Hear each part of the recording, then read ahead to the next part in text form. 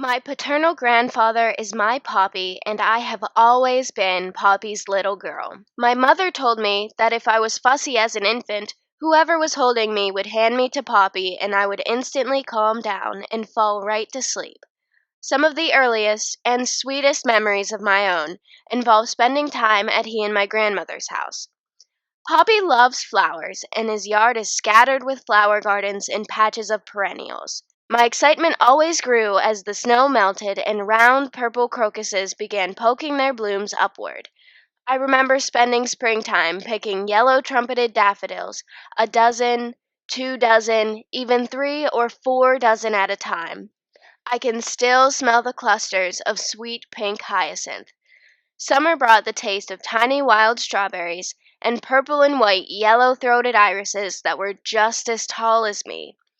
I spent fall counting crab apples and watching Poppy plant next year's bulbs. My favorite memories from this time, however, are from inside the house and not out. I loved sitting on Poppy's lap in his study and looking at all the photos of gorgeous flowers that had bloomed over the years. I would watch his calloused fingers flip through photos of red poppies, purple fringed tulips, and my favorite pink lilies for what seemed like forever. We would peruse flower magazines to choose the bulbs and seeds that would be planted for next season. Fields of tulips in every color imaginable gazed back at us from those pages. One year we picked a blue poppy to be an exotic addition to the patch of Poppy's favorite blooms. I loved watching his ears pull back his glasses ever so slightly when a full smile occupied his face. These are my favorite memories, not only because I was spending time with my Poppy, but because he was sharing with me his hobby and his own memories of what brings him joy.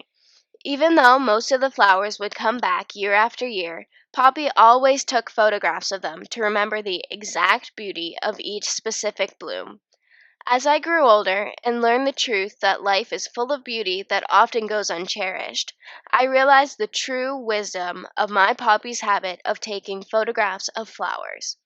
Flowers are not in bloom every day, and even when they are, life is sometimes too busy and hectic to be able to spend time appreciating them.